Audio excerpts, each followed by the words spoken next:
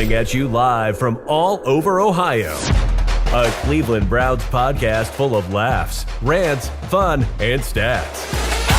A place where all Browns fans' voices are welcome and heard. A show that aims to inform and entertain you.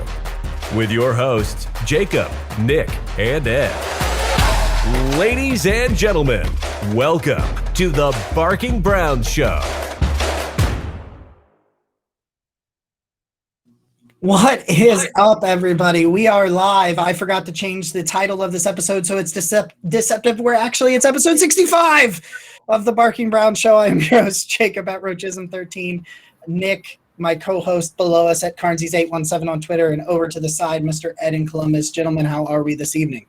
I just want to say, Ed, you're wearing a really awesome hat, and the Flying G is vastly underrated. I stand firmly on that hill now, Ed. Firmly.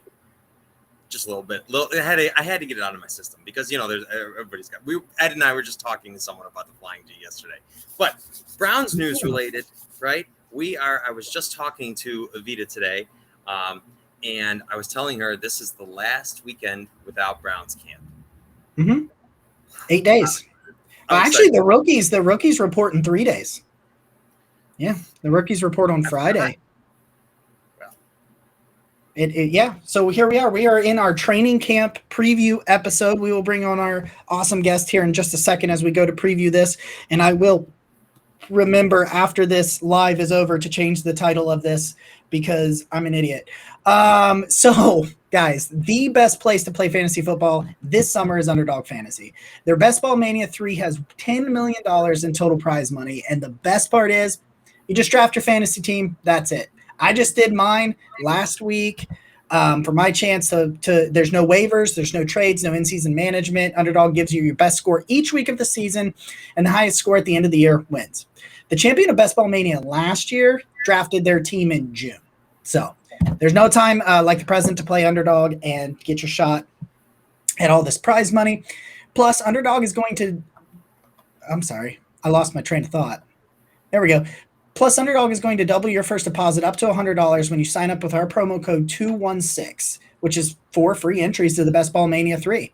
So what are you waiting for? Head to underdogfantasy.com or the App Store. Sign up for Underdog with the promo code 216. Draft your Best Ball Mania 3 team today. Underdog Fantasy, promo code 216. I did that. I got my thing matched. I entered Best Ball Mania. First prize is $2 million.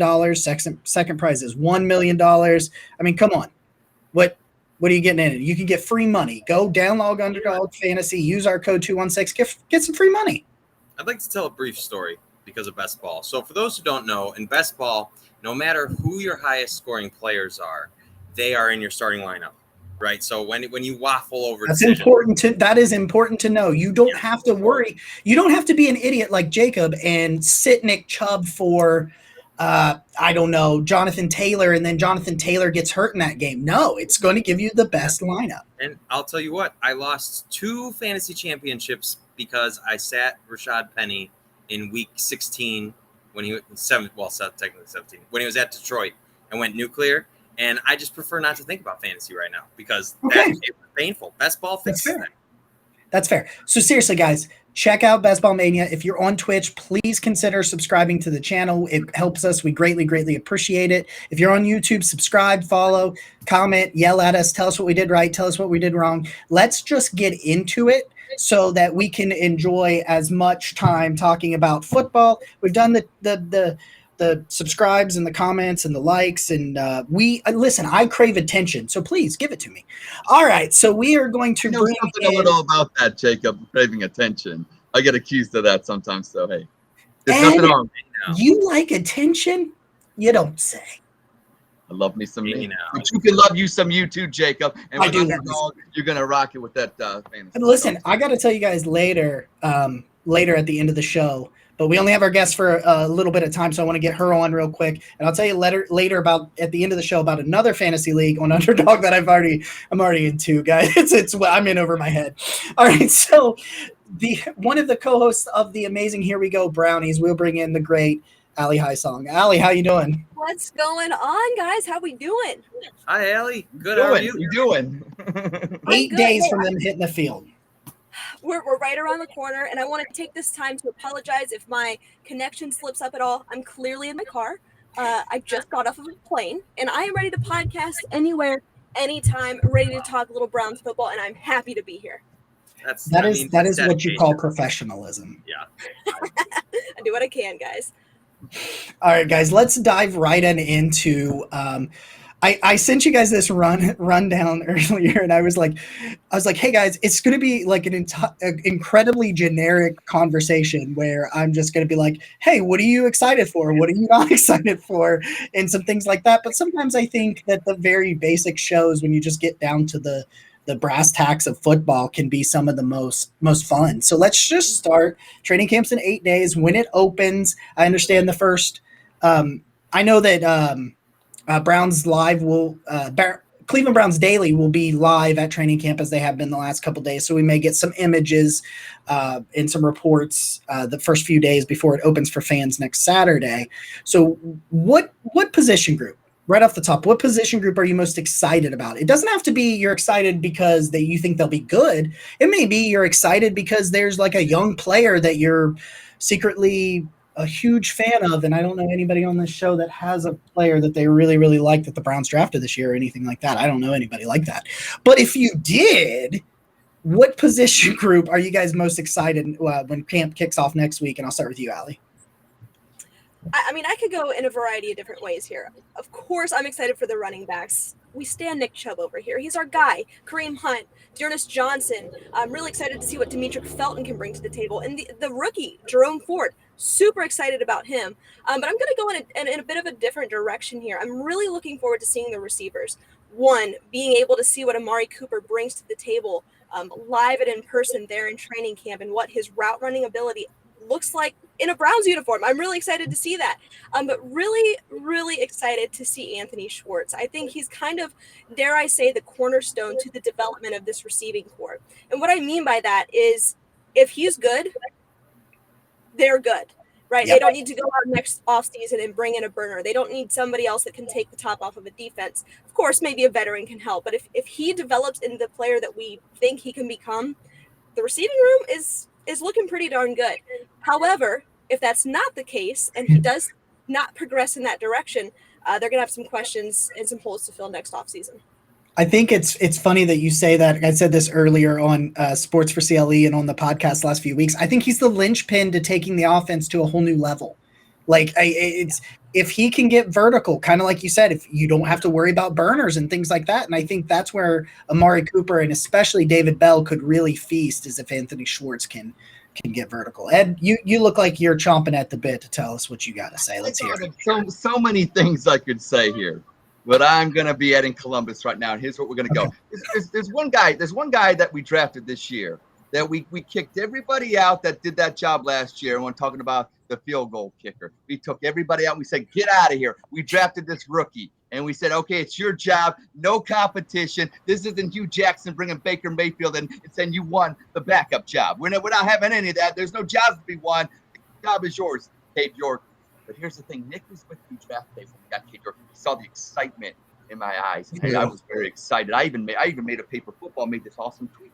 Okay, here's the thing, Cade York, you loved everybody's responses to that tweet. You didn't like my original tweet. I told you I'm coming after you, Cade York. I need you to go 20 for 20 like Evan McPherson from Cincinnati. I need you to be a difference maker. Every game in the NFL is 3 points or less or within a spread. So you be the hero that I think you're going to be. Come on the Barking Browns. Come on whatever show. Don't duck me, Cade York. I want to know why. And you're the guy. You're who I'm watching on Saturday. Make them between the uprights. No double doinks. None of that stuff. Let's rock. I had no idea that this was going to happen tonight. I'm on the laptop. I got to bring it. Good for you. You're setting the bar high, Ed. Nick, what do you got? You know what? I just want to say, I'm looking at the comments over here. We got a bunch of stuff going on. Roger, who almost is never live with us, is live with us. Hello, Roger of the Dog Chug, our wonderful friend show. Where's he? Allison, who is the OG Ed Stan account, has subscribed to the Twitch channel, so thank you. Yes, thank you for the subscription. We greatly appreciate that. And I see Ansley's here for Birdie and Allie. Yeah, and I want to talk to Allie about that. Now I see you on Twitter. I've never talked to you before, this is the first time, but I see Birdie. I know that's Birdie. Your dog. A beautiful. She's an icon. Talk to us about Birdie. She first off, I won't stop. I could go 2 hours on Birdie. I mean, she is the light of my life. She is an angel. She's perfect. She's my 1-year-old golden retriever, for those of you that don't know. And if you don't know her, you need to follow me, because my Twitter account is strictly for Birdie. That's it. That is it. She's amazing. How did Birdie get her name, or how did Birdie get the name? Actually, I couldn't come up with a name for her. I was looking at her. I'm like, I don't even know. I can't come up with anything. And my mom was like, oh, this name's kind of cute. I'm like, Birdie? All right, works for me. And then it just stuck. And that was it. There's no good story behind it. It just fits her. My dog, my dog, his name's Rascal. That's what he was when we got him at the shelter. It was already Rascal. And the thing was, we got him and we were just like, Rascal. And he was like, huh? And it's like, well, shit. Like, he's already answering to it. Like, let's not. You know what? Ali frequently posts Birdie on Twitter, and I often respond Birdie for president. You see the face, and it fits. And you know what? She loves her Uncle Nick. That's all I can say. All right, Nick. What do you got for camp? You know what? I'm going to go in a different direction, and I'm going to say that the linebacker room is something that I'm really looking forward to. And obviously you have JOK in there, who really showed out in his rookie year. So I'm wondering, okay, so obviously you were really good. There was an injury there, and so maybe it robbed him of the full season of production. So what can you do with the full season, building on your strong rookie campaign? Like what is that going? I have really high hopes for him. I think a Pro Bowl is well within his reach. So I'm really excited about that. And you know what? Jacob Phillips is in his 3rd year now, and we've had 2 seasons where, he's had the injury bug. I mean, God, he tore his bicep by just grabbing the dude's jersey. He just reaches his hand out. Torn his bicep. God. And when he's healthy, he's looked really good. So, and that was a high pick not high pick, but yeah, I mean, it was one of Andrew Berry's, it was first draft class. And I really am curious about that. And no stranger to anyone who watches the Barking Brown Show, but Tony Fields was the Barking Brown Show draft darling there. We were really excited about him, and then he was in a boot. He really wasn't mine. He wasn't. I want to know about Tony Fields. I like Tony Fields because Lane Atkins told me to like Tony Fields, and I really respect Lane. And he was like, hey, you really need to not discount this guy last year. And I was like, okay. And so I turned it on. I saw JOK light. Like, I saw a situation where they drafted JOK and they said, this is the model of linebacker we're going to take. So we're going to get a guy that can kind of do some of those things in case JOK goes down. And that's what I believe Tony Fields was supposed to do. He just wasn't healthy. And you know what? For a long time, the narrative around the Browns linebackers or the defense as a whole was they got to get speed. Well, now you've got JOK and Jacob Phillips, who both fit that mold of guys that can move and cover and be like the modern linebacker, as we've shifted away from the bulkier guys who were focused on stopping the run. So hypothetically, this should be their vision. And so that really excites me, because the middle of the field has been devoid of true difference makers for a long time, I think, in the Browns. So I think both Jacob Phillips and JOK have a great chance to be great. And so we'll see. That's where I'm at. I've got some things about Jacob Phillips. We'll get to that in a little bit later in my thoughts. Guys, I'm going to do mine real quick, run it off, and then I'm going to catch up on all the questions and the comments, and then I'm going to kind of bounce back to Ed and Ali about some of the positions that the other people have talked about, kind of give you guys kind of a reaction to that situation. We try to do organic conversation on here as much as we can, but sometimes I have to stumble over words and promote things and do really, really, like, the ad read is right here. It is right there, and I couldn't read it. Like that, I'm like really like I'm a little bit tore up about not being able to do that earlier. So I'm a little upset. I'm going to go a little bit different when we talk about the thing I really want to watch early, because the UDFA guys that I'm going to talk about towards the tail end of this show are guys that me as a kind of a draft nerd is really going to focus on. But a position I really am very intrigued by is the safety position.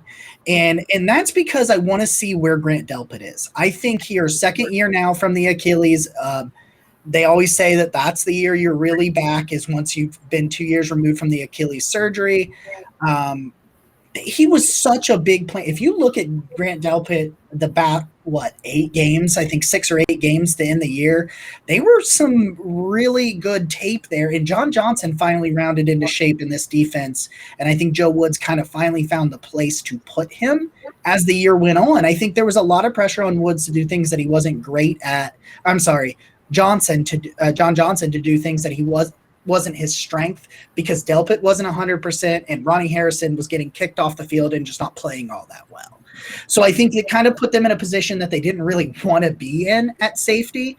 And I really think that the safety position, I want to see what's going on with Richard LeCount.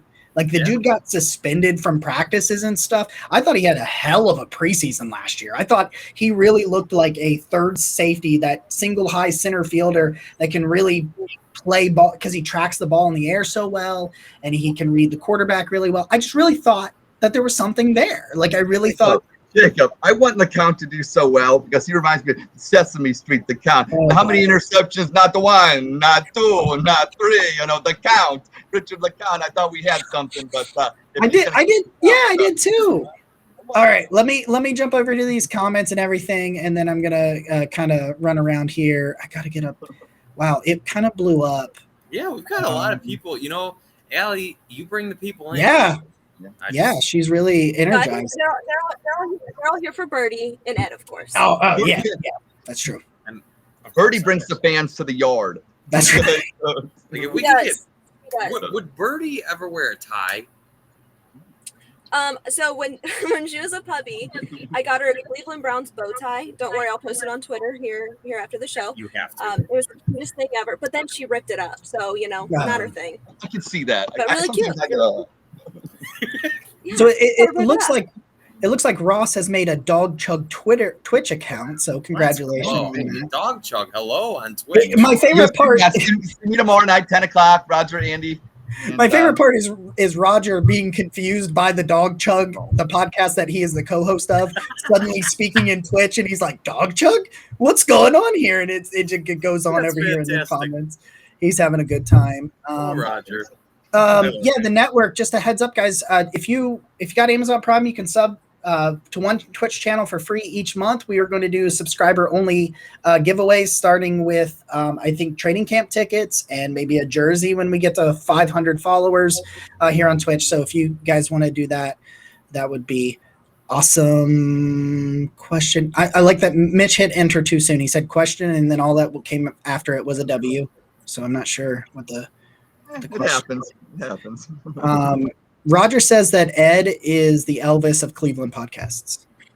A hunger, burn and love. That's cool. I love Elvis. I want a story. True story. Elvis Presley was a Browns fan. He was friends with Gene Hickerson, the Hall of Famer, offensive lineman for the Cleveland Browns. And Gene Hickerson would send Elvis game tape because for some reason he liked to break it down, even though he had nothing to do with the Browns organization. So one love to Elvis. You're always the king, and you're a Browns fan, so we love that. Mitch did get his question in. Mitch, we will actually address that question kind of organically as we get through the rest of the topics we've got going on here. Jeff wants to know, Ali, why do airlines hate you? You know what? I don't know what my deal is, but I will tell you, in the past 2 months, airlines do nothing but give me hives. I will tell you a quick story. If you didn't see it on Twitter or on my social media, I got stranded in Charlotte a couple of weeks ago. And it was middle of the night. I'm stranded. There's no hotels. There's no rental cars. There's no nothing. I have to get back to Myrtle Beach to get my dog. I have to get Birdie. So the only option for me was to rent a U-Haul, a 10-foot box truck U-Haul, and drive 4 hours to the Dirty Myrtle. Because I won't say the airline, but it might rhyme with Schmamerican Airlines. They give me hives and make me drive a U-Haul to Myrtle Beach. So that's fun.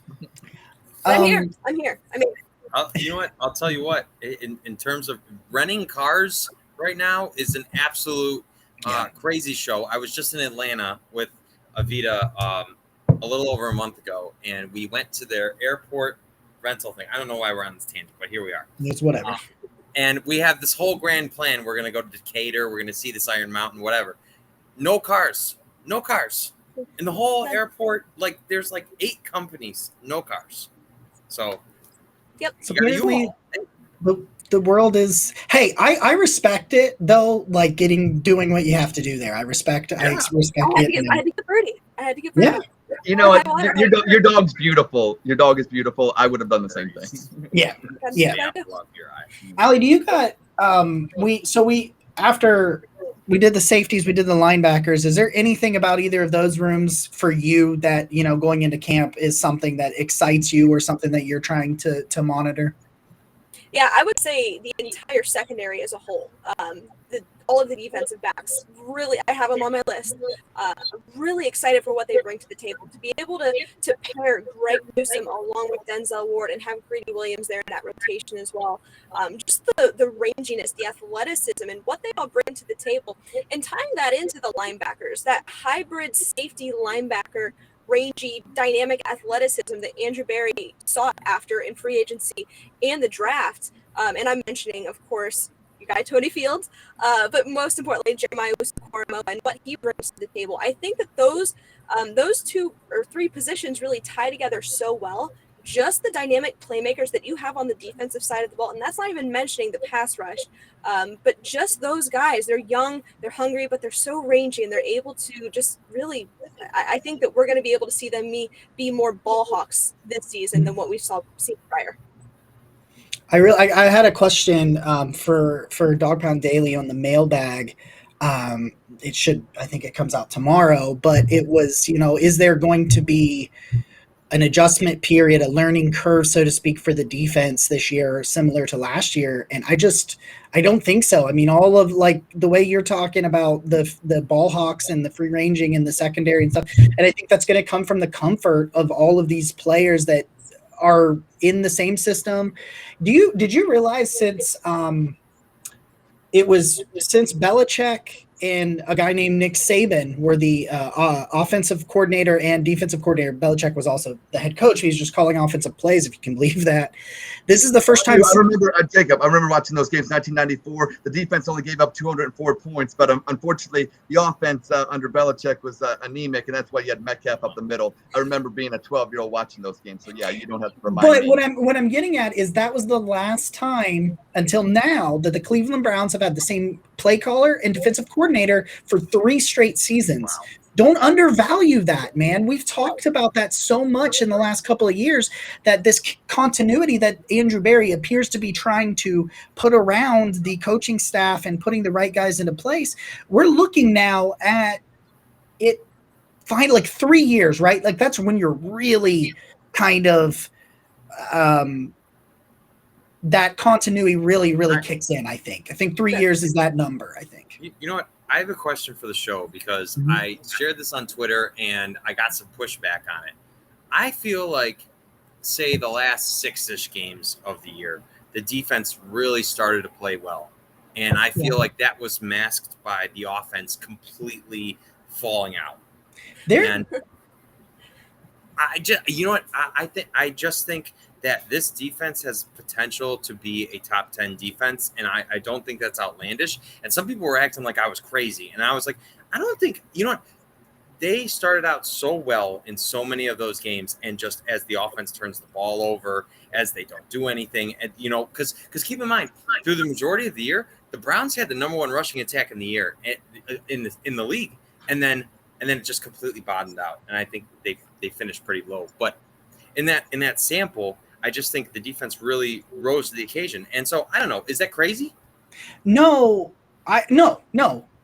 because there are a lot of rumors and things that have come out about the defense being incredibly frustrated with the offense last year because they got their shit together, so to speak, and the offense couldn't. So I don't know, Ali, how do you feel about? Ali, go ahead. Go ahead, Ali. Nick, I don't think that's crazy at all. No. I mean, you have nine new starters last season on defense. That's obviously going to take some time to gel. And you had some question marks around who Joe Woods was and what he brought to the table. But we knew going into last season, his scheme, he was able to go out and not him specifically, David Berry was able to go out and draft and bring in players that fit his scheme specifically, as he did the year prior for Kevin Stefanski's offensive scheme. So of course it's going to take some time for that to gel. I think we saw it took about 6 to 8 games to make that happen, but the back end of last year, the defense was absolutely firing on all cylinders. The pass rush was able to get after the quarterback. You still have some question marks at the defensive tackle position, but all three levels of the defense were working in unison. I don't think that's crazy, Nick. I think that's entirely possible with the continuity, with the playmakers, and just the overall structure of this defense. I think that's possible. Okay. And I know Jacob, that's why I had her go first, because I knew she was going to say it in an articulate way. Everything, that was a perfect answer. I was going to say this, Nick. You pose this question like, is it crazy for me to think that in the last 6 games the defense played? People were really upset, and there's some people that hate Joe Woods, hate him. Okay, here's my thing, Nick. You are absolutely correct. Everybody here is correct. And for people to question you, I don't know. I'm gonna question, maybe some of their cognitive abilities to understand what's going on in the game of football. Because honestly, let's be real. At the beginning of the year, when you went out to LA, they looked like they didn't know they were out of position. Okay, because 4-2-5 defense, right? 4-2-5 Joe Woods defense, a little exotic, a little crazy. So you get these players in here. They gotta learn the system. It's not like these players are bad players. John Johnson's not a bad player. These guys aren't bad players. So when they're getting burned by the Chargers and Herbert giving up 40-some points or whatever like that, they're out of position. They don't know. End of the year, they knew where they were supposed to be. Guess what? They were a top 5 defense. And on top of it, Nick, so for those people that think that the Browns defense isn't really good, think about it. They're a top 5 defense the final 6 games with an offense. Sorry, Baker Bros. The offense blew last year. Okay, so you put that together with a defense that had to be on the field probably longer than it needed to be because the offense can sustain anything, even the Nick Mullins game. So let's be real. Great defense. All right. So sometimes Ed gets very angry about last year, and we try to we're like, no, you're good. I 100% agree with you, but sometimes I'm like, Ed, it's okay. We can let last year go. Oh, I wasn't angry. I was just saying. Here's what I was doing, Jacob. I was saying how great the defense is. I did have to use last year though. I for reference, I had to do. I was just, I'm just. Thank you, Jacob. Thank you. You know that I'm a jerk. All right, we've got a question up here from Josh. Very good question. How many double sacks do you see Miles and Perrion getting together, and how many do you see them getting separate? So we'll go round table, Ali. I know you have to hop off here real quick. So Perrion, Miles, where are you at on sack numbers together, separate, before you have to hop off here? Well, before I have to hop, I want to just take a moment here to thank you guys for having me on. So much fun. But second of all, that won't be possible until we can get Perrion Winfrey signed. That is the most important thing as a to the interior of the defensive line. But look, I think that Perrion Winfrey could contribute. I don't think he's a double-digit type of sack guy this season. Probably in the next 2 to 3 years, I think we can absolutely get there. But if he gets 4 or 5 sacks, in addition to what Miles can do, I think it's going to be a huge year for Myles Garrett.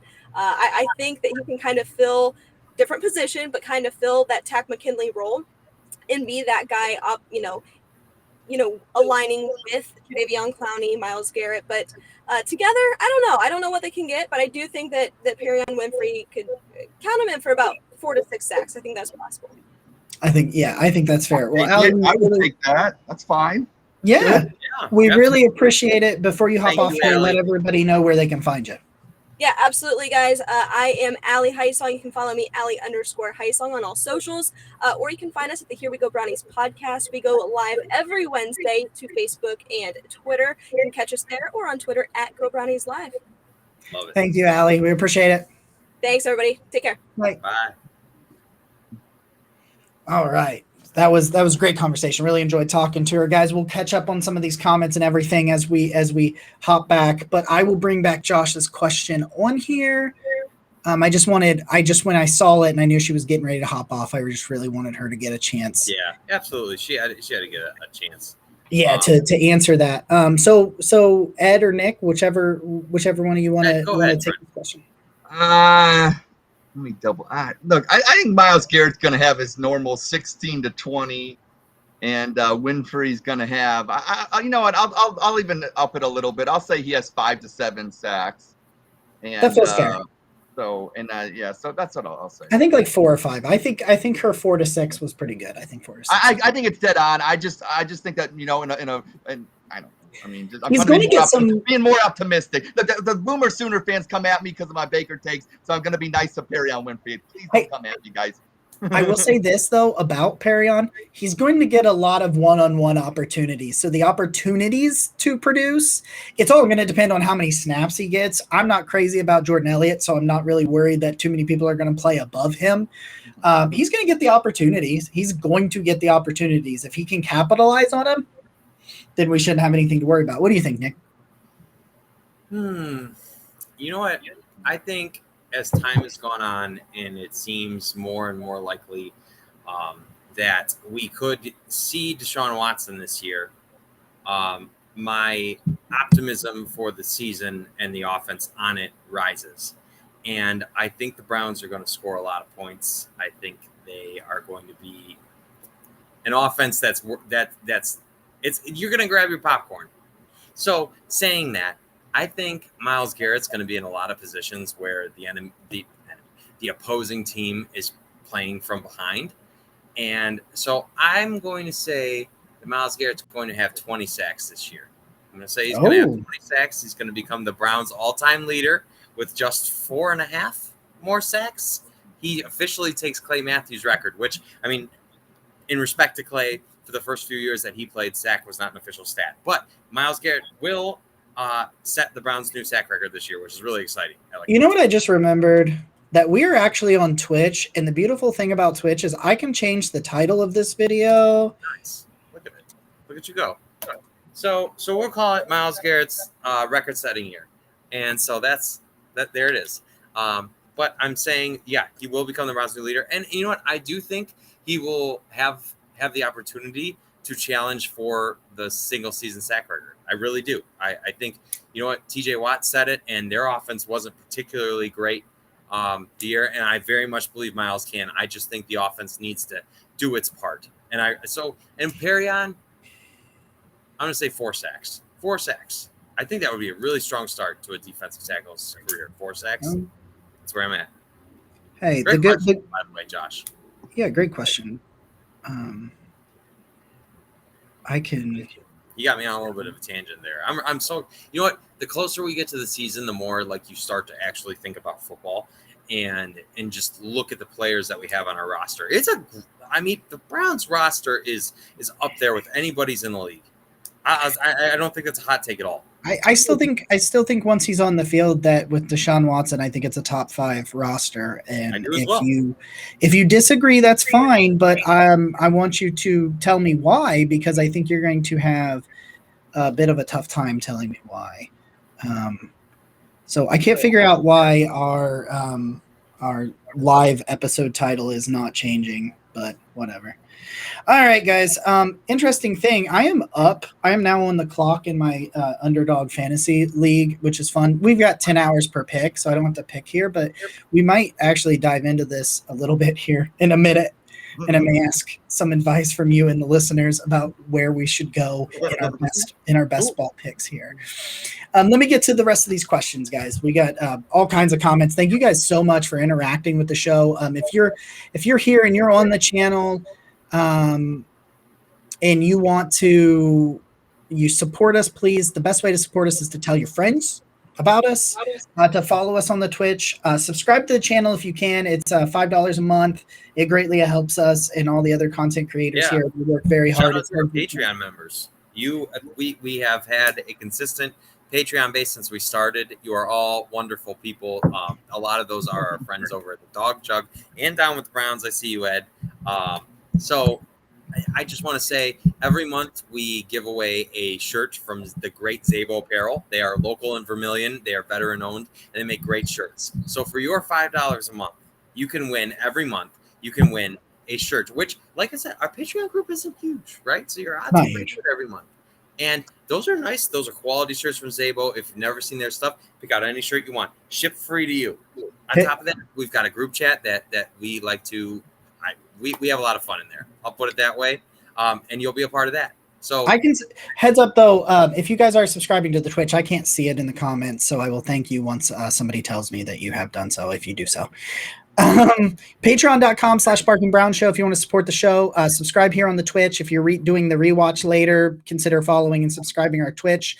Follow our YouTube channel, the Barking Brown Sports. I changed the name on there just because I do some solo videos on there too.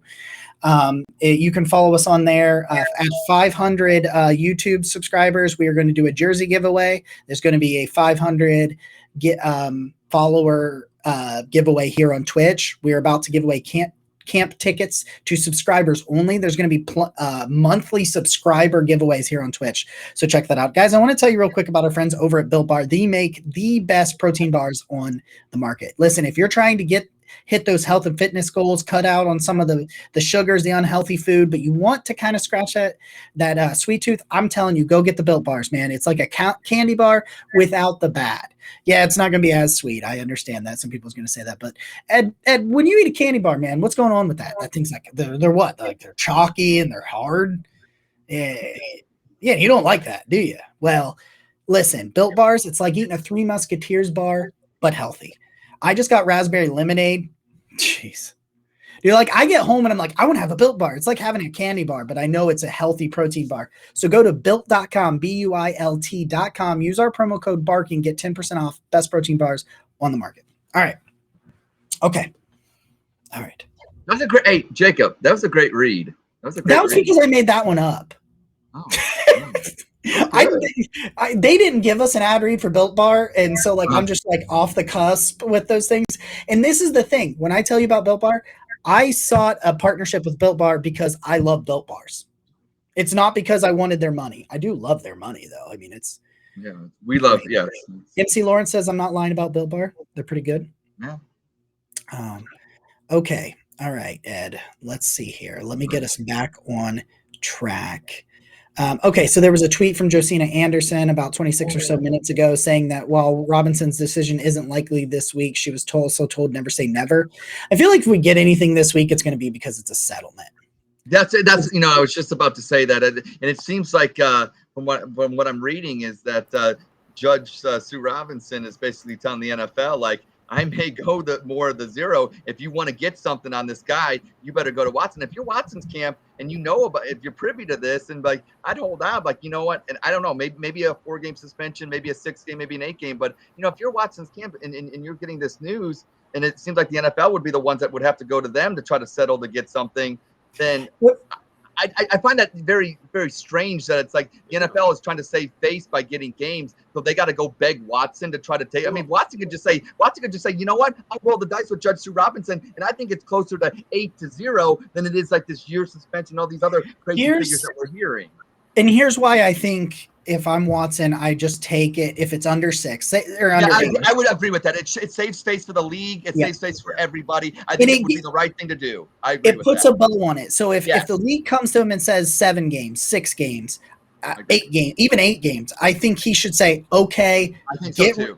Cut out any possibility of an appeal and let's just move on.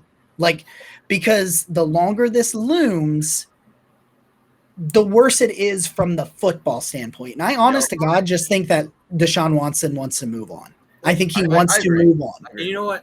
No matter how you feel about Deshaun Watson or any of this, one thing that's undeniable is that since all of the estimations of the suspension have started, they started with indefinite, then a year, then 12 games, then 8 games. Now today we get 2 to 8 games, right?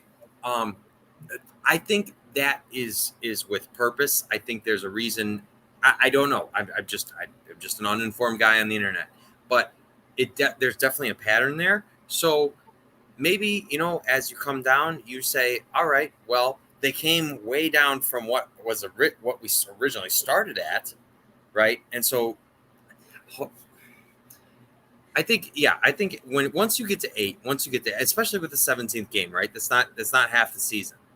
And so I think once you get there, you can just end this. You put it behind you, and we can move. That's where I think that ultimately is where it ends up. For you guys, I got a question because I see Drew in the Brick City's bringing up this point, and I know Emmett Golden of ESPN Cleveland brought up this point. So why is it that the Texans settle? And I know, and they're the league per se, they're part of they can settle, but where's their punishment at? Because if Deshaun has to settle like he did, now he has to take games for it. Why doesn't the Texans have to do draft picks? Well, I would say that I have not heard anything that suggests the Texans won't be punished. So until we are being told that nothing's going to happen, I wouldn't assume it, because Watson's going to bring that up in his defense, and I think it will force the NFL to at least levy punishment to owners in the NFL down the line, because they don't want to get in this predicament like they are right now again.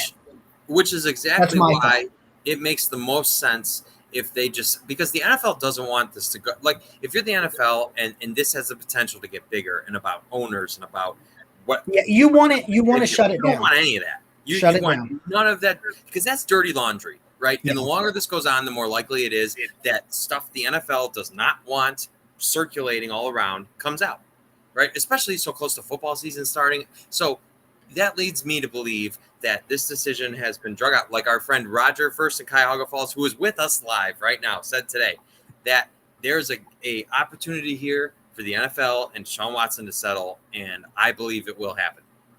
Okay, let's get out of here. Let's get out of this. Let's talk fun. Let's laugh. Let's talk about next week's show.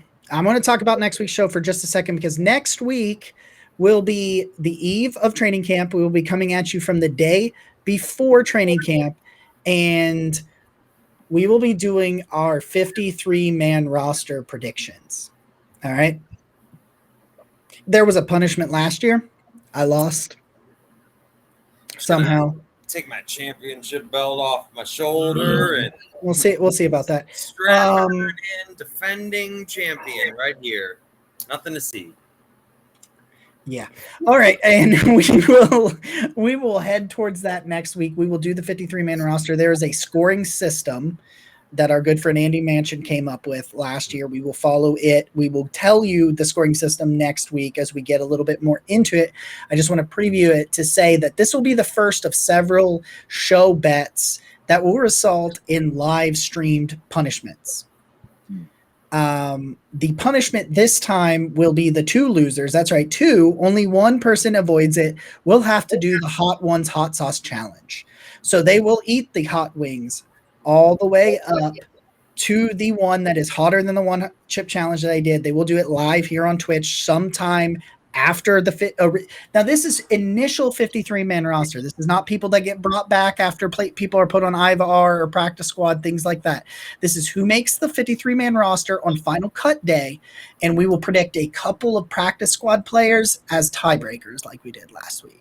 I believe Roger is saying that he is going to subscribe via Prime, and if he does that, thank you very, very, very much. I'm gonna spice up the challenges. I want to tell the audience this. So here's what happens. I don't like to lose. I don't want to put something in my mouth that I don't want to put in my mouth. So here's the deal. So if I end up being one of the two losers, what I'm probably going to end up doing is making the other loser probably feel guilty and get me out of it, but I'll do it with a donation. So if I have to pay the other person off, we'll send the money to whatever charity we're for that month. So it'll be fun, because you know what, everybody's got a price, and I like to have a little fun with that. So that'll be another element built into this year's challenges. It'll be watch Ed buy his way out of any kind of punishment. I just want to apologize to you both. I have to defend my title. It's a good effort out of you. I respect it. So that's coming next week. The punishment will come in a few weeks, in a couple of months. But I think Roger says that he is subscribing. That's right, Josh the Catholic out there. Ed pulling the $1 Million Man, Ted DiBiase. Let me tell you about Ted DiBiase. WrestleMania 4, the Macho Man beats him with Hogan's help, and I love Ted DiBiase because he's right. Everybody's got a price, and in fact, that's the persona that I'm portraying. You know, you got it. You nailed it, Josh the Catholic. You're a good Catholic. Guys, I just want to say, a year from now, when we're doing this show again, a year from now, because we're amazing and we're going to do the show.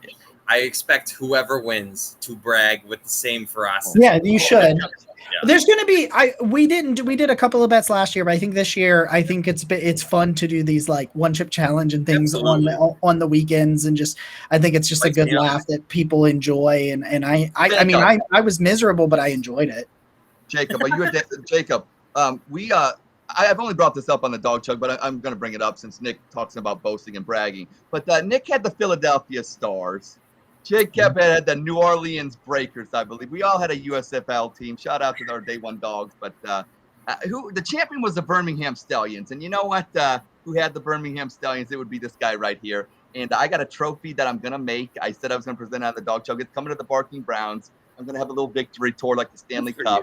So, I'm going to – I just want the audience to know it's coming. Game. Philadelphia Stars fought valiantly. Oh, I was scared. I was scared. If the audience doesn't know, the Stars were actually up with like 5 minutes to go. And the Birmingham Stallions, like all year, second half comeback warriors. We ride giddy up Stallions. Love the city of Birmingham. Never been there, but I can't wait for the Brown Scooby Wright. Former Brown Scooby Wright was literally incredible in that league. For those who don't know. Right, like it's amazing the difference in levels in football, because like Scooby Wright, he was a nice Brown or whatever, like just a guy that he filled in the USFL. Holy star! He was Ray Lewis. He was Ray Lewis. Scooby was Ray Lewis. It was incredible. So shout out to Scooby. All right, guys. So I'm going to ask you guys, we're going to go here and then we'll do a little bit more training camp stuff. And we'll have a lot more on training camp next week as well as we get, but we're just having fun and talking ball here as the dead period ends. Guys, listen, I need some help. I'm on the clock with back-to-back picks in round 6 and 7 in my fantasy league. Now, what I want to tell you about, are you gentlemen familiar with the Scott Fish Bowl? I am familiar with the Scott Fish Bowl. Okay, so this year's qualifier for next year's Scott Fish Bowl is on Underdog Fantasy. Another reason for you to sign up with at Underdog Fantasy with our promo code 216. They will match your first deposit all the way up to $100. That means if you put $100 in there, they're going to give you $100 free dollars. $100 free dollars. Anyway, so it's a $5 entry. There are 10,000 people. Which means at the end of this league, there is no prizes. The prize in this league is qualifying for next year's Scott Fish Bowl, and the $50,000 in entry fees that will be collected for this league is going to the J.J. Watt Foundation. And J.J. Watt does tremendous charity work, especially he did in Houston with all the hurricanes and the floods and all those things. All right, so that's the league I'm in. What you need to know is it's just quarterbacks, running backs, wide receivers, and tight ends. It is 1 quarterback, 1 running back, 2 wide receivers, 1 tight end. That is what you get per week. It is best ball. So, but that's where your score is going to come from. 1 of your quarterbacks, 1 of your running backs, 2 wide receivers, a tight end. I'm on the board right now. Let's talk about this. You guys are live. Vote. Let's do this. This is the most, and this is why you should join our show live if you're not currently. Twitch.tv/network216, where we are live on Tuesdays, because I do stupid things like this all the time where I'm like, hey guys, would you like to talk about my fantasy team? So this is where I stand. Are you ready for this? Listen. So the first round, I had the first pick. Never done. I don't know if I've ever had the first pick in a fantasy draft ever. I felt kind of dumb because you never draft a quarterback in the first round. You don't do that. That's not what you do. I took the first pick, and then picks 2 through 10 were quarterbacks in the first round. It was wild. Okay. So anyway, I end up not taking a quarterback till the 4th round, because where I got the first pick, I then had the last pick of the 2nd round and then back-to-back picks. So we're now at the back of this last pick of the 6th round and the beginning pick. This is my roster. At quarterback, I took 1 Trevor Lawrence in Jacksonville. I really think that Doug Peterson in that offense, I think he'll be a good fantasy player. I don't know if he wins a bunch of games, but I think it'll be good. Blake Bortles used to get chunk yards. Blake Bortles. Yeah, garbage times. I don't care about garbage. That counts in fantasy, garbage stuff. Yeah, sure does. The number 1 overall pick, Mr. Jonathan Taylor. My number 2 running back, 1 Nicholas Jamal Chubb. Oh, yeah, that's beautiful. So I at wide receiver, Devontae Adams, and Keenan Allen. So you're looking at Trevor Lawrence, Jonathan Taylor, Nick Chubb, Devontae Adams, Keenan Allen. That's where we're at right now. So I need to go tight end because I'm missing a starter. That's the only thing I don't have is a tight end. I didn't go tight end last time because Keenan Allen was on the board and so was Nick Chubb. Nick Chubb was on the board at the end of the 4th round is when I took him, and I was like, oh my God. So I was like Nick Chubb and Keenan Allen. I had to do it. I had to double down. So I likely need to go tight end and quarterback. I got to get a backup quarterback because we are all the way down to the top 25 quarterbacks are off the board. Wow. So what tight ends are left? Who do you have? Tight ends. Get this. I'm feeling great about this. At tight end, we have Dalton Schultz in Dallas. TJ Hawkinson, in Detroit, who I like a lot. Because Jared Goff loves his safety blanket. Yes, he does. We've got Dallas Goedert, Dawson Knox, Zach Ertz, Pat Freiermuth, Mike Gesicki. I mean, we're talking about only 5 tight ends have gone off the board at this point. Oh, wow. So we're looking pretty good at tight. Through TJ Hawkinson had a really good start last year. He was the number 2 tight end through, I think, like the first 7 weeks.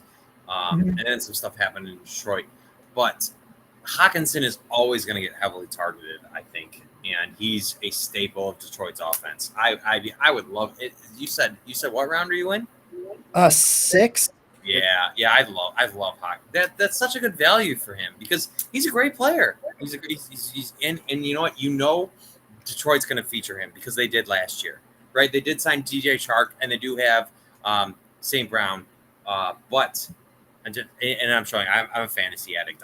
If we're talking offensive teams around the league, I will know. I will know. I promise you. Darren Waller and Travis Kelce and George Kittle and Mark Andrews are the 5 that are off the board. So and that makes sense because those guys are all tight end ones. But we'll get to quarterbacks in a second. Okay. Hawkinson and Goddard might be 2, but those are like 2 of the last guys that are featured as tight ends. You know what I'm saying? Like yeah. True blue number 1. We're gonna get targets, tight ends. So to me, I'm taking TJ Hawkinson. You guys did not know that you were going to get some fantasy love here when you came into this podcast. I'm prepping for my leagues. I'm getting ready. All right, guys, let's do it. Let's do it. Let's do TJ Hawkinson. Let's draft that. Now let's talk about my backup quarterback here. Yeah, so you're looking at the roster: Trevor Lawrence, Jonathan Taylor, Nick Chubb, Devontae Adams, Keenan Allen, TJ Hawkinson. Quarterback wise, your number 1 quarterback on the board is Carson Wentz. I want absolutely nothing to do with Carson Wentz. Marcus Mariota. This is not a 2 quarterback league, is it? No, it's a 1 quarterback league. Went super early. No, it's a 1 quarterback league. It's best ball. MC Lawrence says Baker. Baker's on the board. Baker's quarterback 29. He is on the board. Do we have any mobile quarterbacks on the board? We do have this is where it's interesting. It gets really interesting. The Deshaun Watson is on the board. And it's really interesting here because you got to say like you are going to pretty well reserve yourself to say that you are going to have to depend on Trevor Lawrence if I go Deshaun Watson here for at minimum. I don't see Watson getting less than 4 games. So at minimum, I'm looking at Trevor Lawrence, who is my quarterback 1. I drafted him in the 4th round for a reason, or the 5th round, whatever it was. So Watson is there. He is available. The other guys above him, Jimmy Garoppolo's there. Take him. I think you take him. I do. I think the upside. You've had 2 number 1 quarterbacks after the 4th game. At this point, especially when you get later in the draft, and I know you're trying to draft quarterback too, but when you get later in the draft, you're looking at upside. There's no quarterback available by the sounds of it that has close to the upside of Deshaun Watson. The last time Deshaun Watson played, he led the league in passing. I know. So draft the man. Yeah, if it's only 4 games, I mean, that's not even a question. He led the league in passing, Jacob. There we go. That's what happened. You saw, you got some fantasy. That's why you should sign up with at Underdog Fantasy with promo code 216 so that you can do some really fun drafts. listen, like that was a $5 entry fee in that, and all of us in 50,000 is going to get raised for charity, and we get to play fantasy football. I just want to ask you right now, what are the odds that you'd let me co-manage that team with you? There's no management. It's Underdog Fantasy. Oh, that's a great point. All right. Well, I'm just gonna put my hooks right in you, and we're riding your. Let's do it. Tails. Let's do it. I will send you a text whenever I'm back on the clock. Sometimes it'll be sometime tomorrow night probably because there's 22 picks in between. All right. I love this team.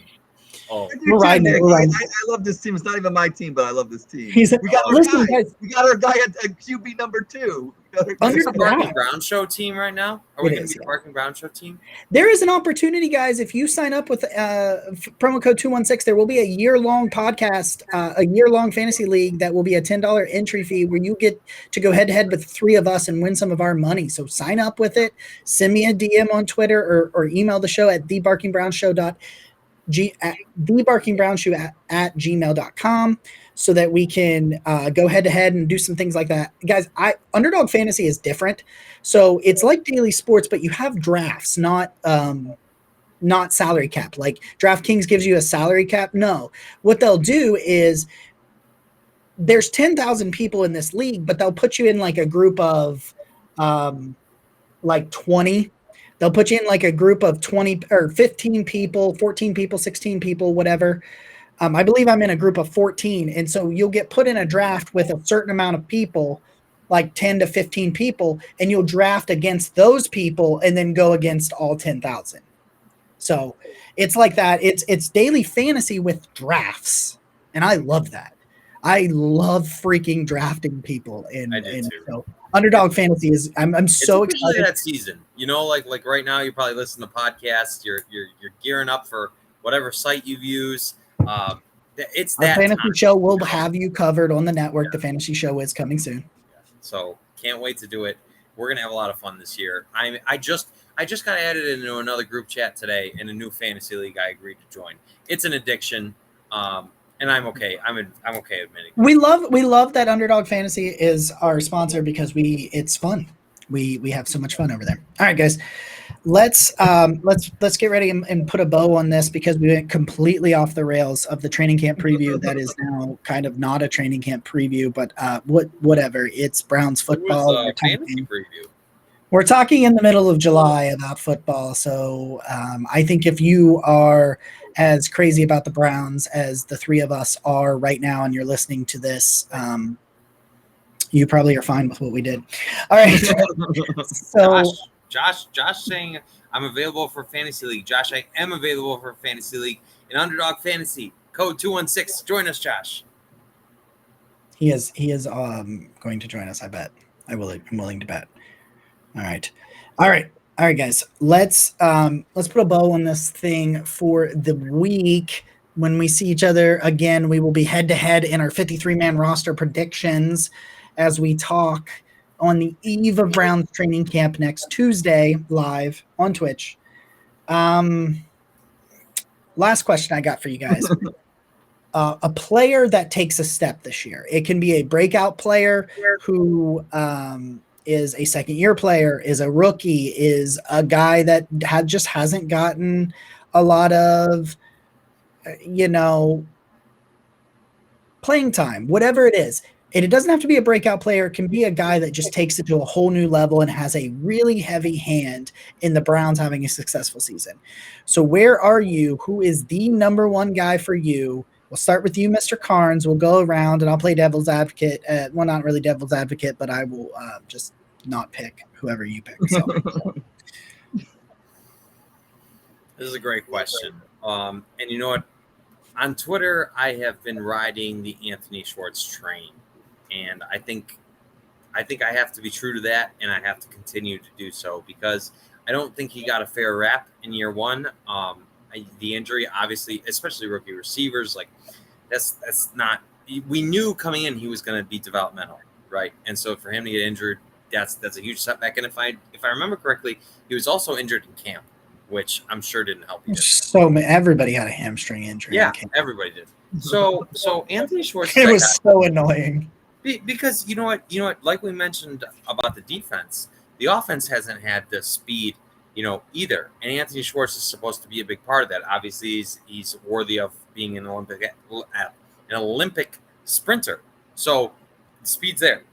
So he's my guy because if Anthony Schwartz pans out, I think the Browns offense has incredible potential because I do believe in DPJ and I do believe in Amari Cooper, who is the 10th ranked wide receiver by Madden. Whether you like it or not, sorry, Jamar Chase, Amari Cooper is there. Number 10. Amari Cooper. Right. Shout out to them. But anyway. Jamar Chase is really good. It's got to be Anthony Schwartz. I know. But you know what? I'm still happy to see a Browns receiver there. Whether you take those rankings seriously or not, it's nice to see a Browns receiver there. Amen. All right, Ed, what do you got? I like that, Nick. Anthony Schwartz, that is a great pick. Honestly, if you ask most Browns fans, that would probably be in the top, 30, 40%. You know what I'm saying? However, it's split between 2 or 3 players. Anthony Schwartz, definitely one of them. But here's my guy. Kevin Stefanski likes the tight end. We signed Chief David Njoku, who I love. I think he's going to have a breakout year. But my guy is Harrison Bryant. You got to have a tight end number 2 in this kind of system. He's going to be that breakout guy. Showed signs, had a little bit, high ankle sprain or whatever he had. But he's the guy. And I think Cleveland Browns definitely need his contributions because that's what Stefanski likes to do. And, we got Deshaun Watson.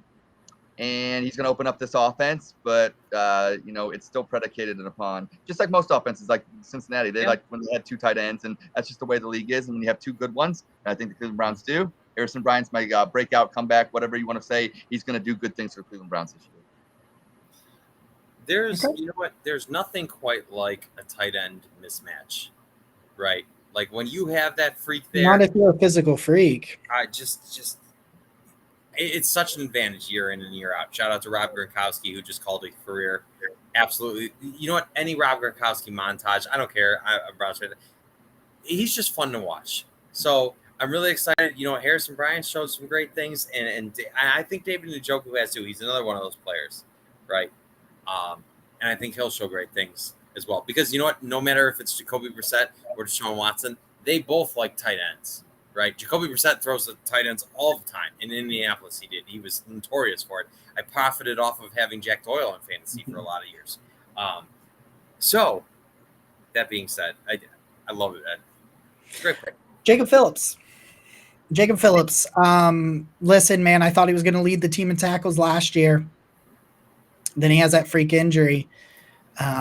They want him. I think they want him to start over Walker. You've got Walker, who was better than I thought he was going to be. He was better than advertised last year. A lot of really great leadership qualities and stuff last year. You've got a fallback plan. Go watch. I say it all the time. Go watch week 17 against the Steelers in 2020 when the Cleveland Browns clinched.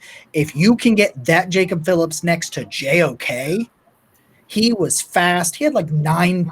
I was listening to Jake Burns talk about him the other day, and he had like 9 freaking stop tackles in that game. Like he was just like, I've never seen something like that in a Browns linebacker until then 2021 JOK.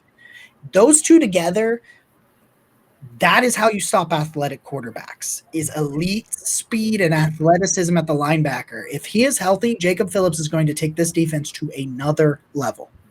I agree. That's it. I agree. That's all I've got. If you guys have some final thoughts, fire some final thoughts. If not, it's almost time for us to make a bet next week. You know what? We're right on that cusp where everything's about to start. And I was just talking to Avita about this. I feel like this has been the longest 6-month journey that I've had in a long time. And so it's really great that we're about to be able to start seeing camp highlights and rookie standouts. And I'm sure Perion Winfrey will get signed. Shout out to Ali for, I understand the Texans they gave that guy a drafted right ahead of him a workout bonus, and Perion's trying to get it, I'm sure. Something like that. I just heard about that. Yeah. It's just like, you know what? I'm trying to appreciate entering new chapters, and this will be the official Barking Browns season 2, right? It's starting. And so I'm really excited about that. You know what? If you guys could see the things we talk about, we have so many ideas for you and what we want to bring you and what we want to not just us, but this network, man. Absolutely. We got stuff coming. Like, we have so many fun things. And Jacob mentioned the fantasy show. There's all kinds of things in store that we talk about all the time. So I just want to say to everybody that's joined us, because to me, this is the official episode. When we join you next time, right, we're the day before Rookies Report. So we are officially we're No. Rookies report this Friday. The next time we join them, we are the day before practices. Perfect. Yes, that's exactly my point. So by the time we join you next time, Rookies will have reported. We will have turned the page officially to 2022. That's big. You know what? I want to thank the two of you, because I don't know how it is that we came together and we do this show, but I'm very thankful for the two of you. I'm very thankful for everybody being here. And so season 1 was great. Season 2 is going to be better. I can't wait to see what we bring you. Thank you for being here. All right. Anything, Jacob? The other thing I want to say is I do want to give a shout out to Network 216, our brothers and guard dogs and people and everybody that supports our us. New friends our new Guardians friends. Yes. Cleveland Guardians action coming back very soon to you.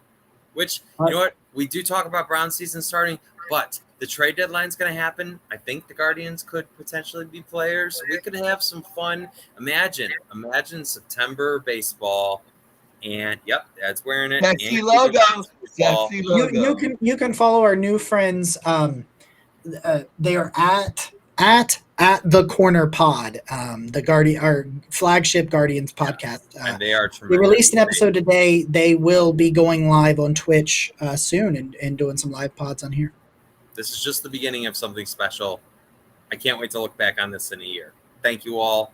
It means the world to me that we are able to do this every week. Hey, most valuable thing you can give anybody is some of your time. Thanks again for you guys giving some of yours to us. This has been episode 65. 65? Larry Ogunjobi, welcome. This has been the Larry Ogunjobi episode. I miss him as a Cleveland Brown. I'm Nick. He's Jacob. He's Ed. Go Browns. Go Browns.